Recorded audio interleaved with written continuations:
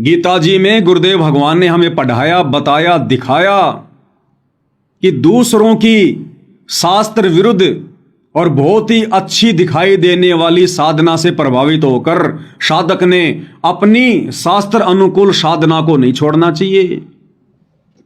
तो ये वर्तमान में जो सतलोक आश्रमों से जुड़े हुए भाई बहन और ये नादान संगत काल प्रेरणा से देखा देखी में ये जो शास्त्र विरुद्ध घटिया जो ये कर्म कर रही है ना, हमने इनकी इन बातों में आकर, इनके इन ड्रामों को देखकर, इन कलाबाजियों को देखकर, ये क्या कर रहे हैं क्या नहीं कर रहे हैं, कहां कहां जा रहे हैं, कहां कहां मोटर भेज रहे हैं, कहां कहां पाइप भेज रहे हैं, कैसे कैसे लोगों से मिल रहे हैं, कैसे कैसे मकान बना रहे हैं, कितने बड़े बड़े समागम कर रहे हैं। हमने इनकी इन शास्त्र विरुद्ध घटिया हरकतों को देखकर, जो कि लुभावनी हैं, मन को भ्रमित करने वाली हैं, हमने इन घटिया आचरणों पर ध्यान ना देकर और सतगुरु ने हमें जो सीधी सीधी शास्त्र अनुकूल साधना बताई है, हमने उसी पर दृढ़ रहना, उसी पर। और वैसे भी आज हमारा बाप, हमारे पूज्य गुरुदेव भगवान शरीर रूप में हमारे बीच में नहीं है, और ऐसे में एक भगत की, सच्चे भगत की और अधिक जिम्मेदारी बन जाती है खुद भी सावधानी बरतकर मर्यादाओं में रहकर भक्ति करना और अपने अन्य भाई बहनों को भी हर संभव समझाने का प्रयास करना। भाइयों और बहनों, पूज्य गुरुदेव भगवान ने एक सत्संग में बताया कि जिस समय काल प्रेरणा से और कैकेयी ने रामचंद्र जी के उस प्रारब्ध के अनुसार जो नारद जी से उनको श्राप मिला था कि आप एक पूरा जीवन स्त्री वियोग में गुजारोगे, तो श्री रामचंद्र रूप में त्रेता युग में विष्णु जी आए हुए थे और कैकेयी ने राजा दशरथ से एक वरदान मांगा था। उस वरदान के अनुसार उसने अपने बेटे भरत के लिए राज्य अयोध्या का और रामचंद्र जी को 14 साल का वनवास, 14 साल का वनवास, दसोटा। भरत उस समय अपने मामा के यहां था। जब भरत को इस बात का पता चला तो वो दौड़ा दौड़ा आया और अपनी मां को उसने बहुत ही मर्यादा में रहकर उसने लताड़ा कि मां तूने ये क्या कर दिया, इतनी बड़ी गलती तूने मेरे में और रामचंद्र जी में तूने ये अंतर कैसे समझ लिया? तू तो मेरे से ज्यादा रामचंद्र को प्यार करती थी। अब भाइयों और बहनों, वो वरदान मांगने के बाद में फिर तो कैकेयी की भी बुद्धि ऑन हो गई थी। उसको भी अपनी गलती पर बहुत पछतावा हुआ। बोला बेटा अब तू इसको कुछ भी कह दे, चाहे होनी कह दे, चाहे कुछ भी कह दे, चाहे मेरी गलती कह दे, ये गलती मेरे से बन गई। अब मैं अपनी गलती की माफी मांगती हूं और मैं अपना वचन वापस लेती हूं। तो भरत ने कहा कि मां अब नहीं हो सकता, अब तो बात ही चली गई। उसके बाद भरत ने कहा कि मां मैं राज्य नहीं करूंगा। और भरत भी रामचंद्र जी को वापस लाने के लिए गया, जंगल में वापस लाने के लिए, लेकिन रामचंद्र जी ने साफ साफ मना कर दिया, साफ साफ मना कर दिया। और रामचंद्र जी ने कहा कि भाई भरत अब मैं राज्य नहीं कर सकता, पिताजी का वचन है। पिताजी की आत्मा दुखी होगी अगर मैंने उनका वचन तोड़कर अगर वापस जाकर अयोध्या का राज्य संभाल लिया तो जग में पिताजी की बदनामी होगी। तो भरत ने कहा कि भैया पिताजी तो आपके जंगल में आने के तुरंत बाद परलोक सिधार गए, क्योंकि गुरुदेव भगवान ने बताया कि राजा दशरथ सबसे ज्यादा प्यार करता था राम को।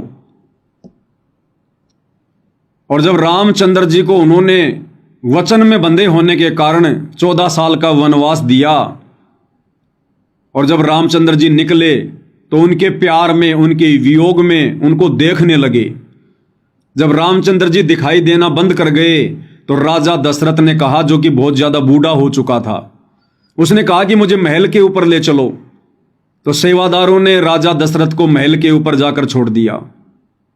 वो वहां से रामचंद्र जी को देखने लगे काफी दूर तक देखते रहे। जब महल से भी रामचंद्र जी दिखाई नहीं देने लगे तो कहा कि मुझे महल के ऊपर जो चौबारा बना हुआ है, मुझे इसके ऊपर खड़ा करो। उसको चौबारे पे खड़ा कर दिया। जब चौबारे से भी रामचंद्र जी दिखाई देने बंद कर दिए तो चौबारे की जो मंडेर होती है, जो दीवार होती है चारों तरफ, वो लगभग गुरुदेव ने बताई 3 फुट के आसपास थी, क्योंकि उस समय हाइट भी 60-70 फुट हुआ करती थी इंसानों की। तो 3-3.5 फुट के आसपास लंबी चौड़ी वो मुंडेर थी, दीवार थी। राजा दशरथ उस मुंडेर के ऊपर चढ़ गया और एडियां उठा उठा कर देखने लगा। इतना पागल था रामचंद्र जी के प्यार में, अपने पुत्र वियोग में। और गुरुदेव भगवान ने बताया कि उसका बैलेंस बिगड़ गया और महल काफी ऊंचे ऊंचे होते थे, कई मंजिल के। और वहां से राजा दशरथ नीचे गिरा और नीचे गिरते ही उसकी गर्दन टूट गई और ऐसे राजा दशरथ की अकाल मृत्यु हुई पुत्र वियोग में। तो भरत ने कहा कि भैया, आपके अयोध्या से आने के बाद पिताजी की तो मृत्यु हो गई, वो तो परलोक सिधार गए।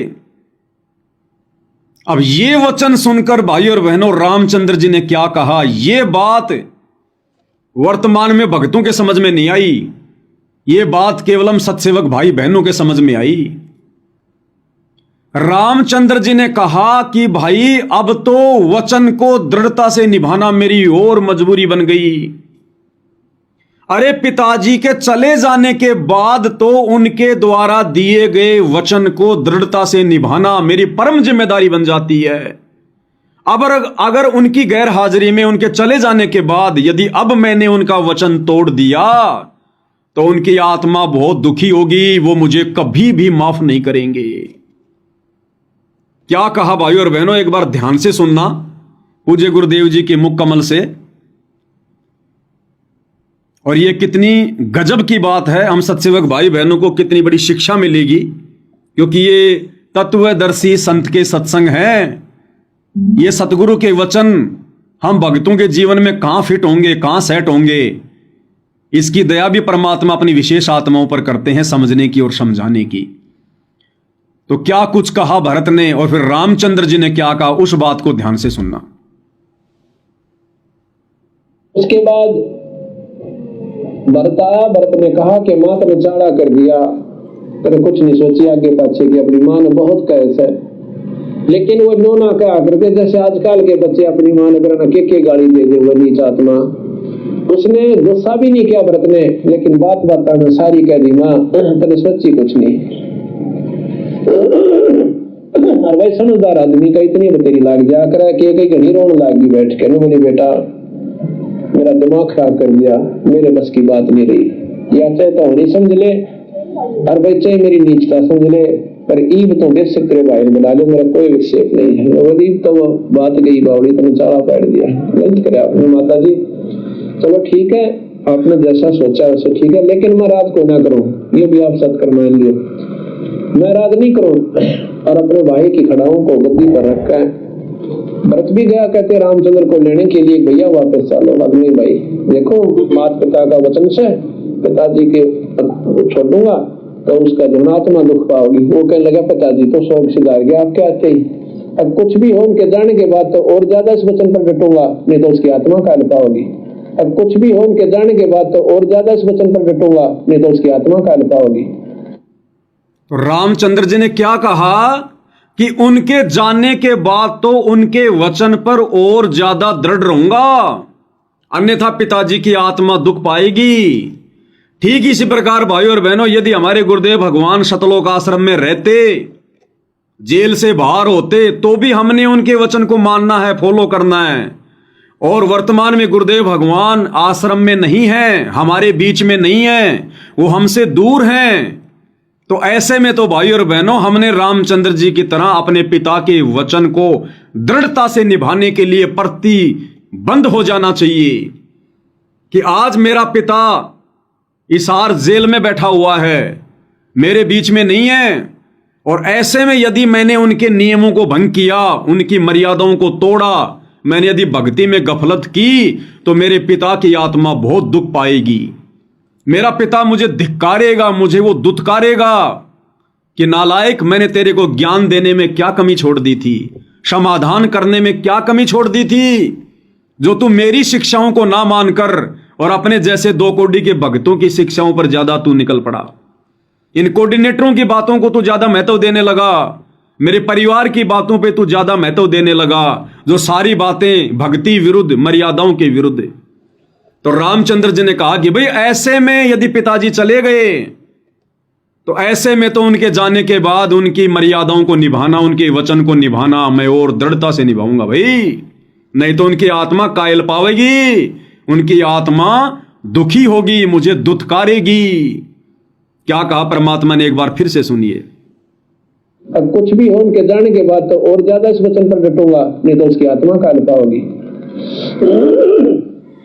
इस प्रकार भरत को भी रामचंद्र जी ने बोलने जोगा नहीं छोड़ा कि आगे वो संघर्ष करे। कहने लगे पिताजी की आत्मा और ज्यादा दुख पाओगी अगर मैं उसके वचन में तोड़ कर वापस चला गया तो। भरत वापस आ गया मुंह लटका के। ठीक इसी प्रकार भाई और बहनों, हम सत्सेवक भाई बहनों ने वर्तमान में जी जान लगा देनी है अपने सतगुरु की गैर हाजिरी में, उनके वचन को निभाने के लिए, उनकी मर्यादाओं को निभाने के लिए।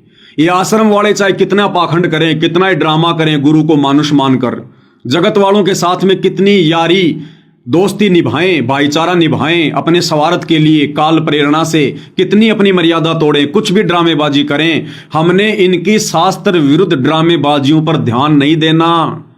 चाहे पूरा संसार इन आश्रम वालों के समर्थन में क्यों ना आ जाए।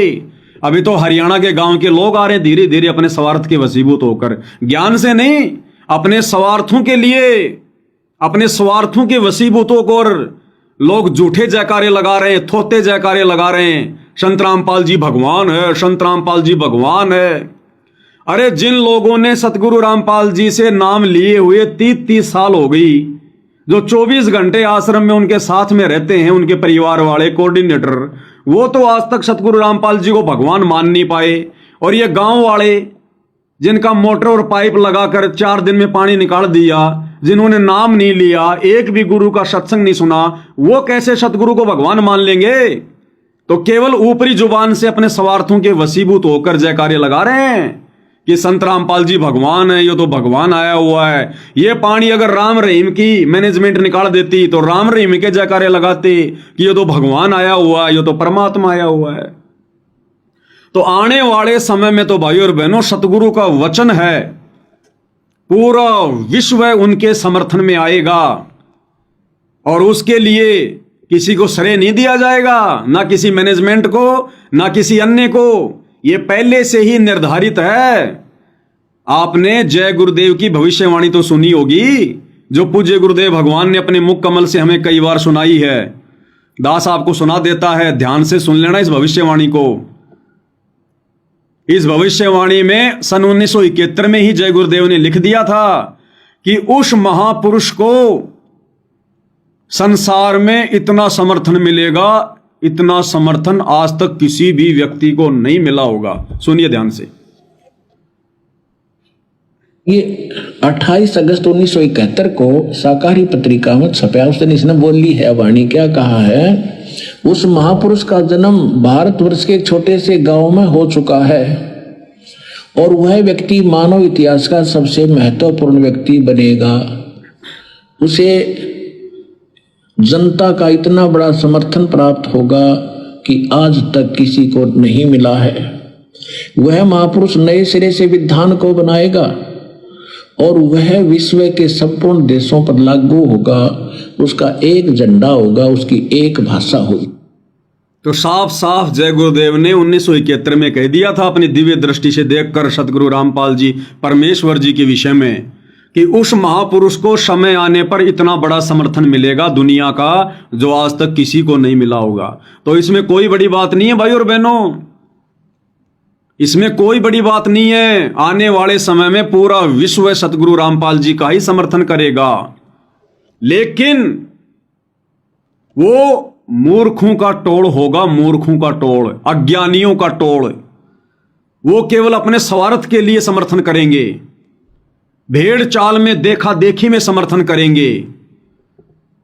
वो ज्ञान आधारी आत्मा नहीं होंगी, वो मोक्ष की अधिकारी आत्मा नहीं होंगी। सतगुरु ने किन किन आत्माओं को मोक्ष प्राप्त करवाना है, सन 1994 से लेकर और वर्तमान 2025 तक, या यूं कहिए जब तक सतगुरु रामपाल जी भगवान हिसार जेल से नहीं आ जाते हैं, तब तक जितने भी आत्माएं उनसे उपदेश प्राप्त कर लेती हैं, केवल उन्हीं आत्माओं में से सतगुरु छटनी करेगा। ये किसी डायरी में नोट कर लेना, लिख लेना। सन 1994 से लेकर जब तक सतगुरु रामपाल जी हिसार जेल से बाहर नहीं आ जाते हैं, तब तक जिन जिन आत्मा ने उपदेश ले लिया होगा इस ज्ञान को अच्छे से समझकर, और जो आत्माएं मर्यादाओं में रहकर भक्ति कर रही होंगी, उन्हीं आत्माओं में से सतगुरु शतलोक वाले विमान में बैठाने के लिए आत्माओं की छटनी करेगा। और उनमें से ज्यादातर आत्माएं होंगी जो साध संगति से जुड़ी होंगी। उसके बाद किसी का मोक्ष नहीं है, क्योंकि उसके बाद तो केवल सतगुरु को मजबूरी में देश और दुनिया अपना मुफ्त में समर्थन देगी। अज्ञानियों का टोल आएगा, मूर्खों का टोल आएगा।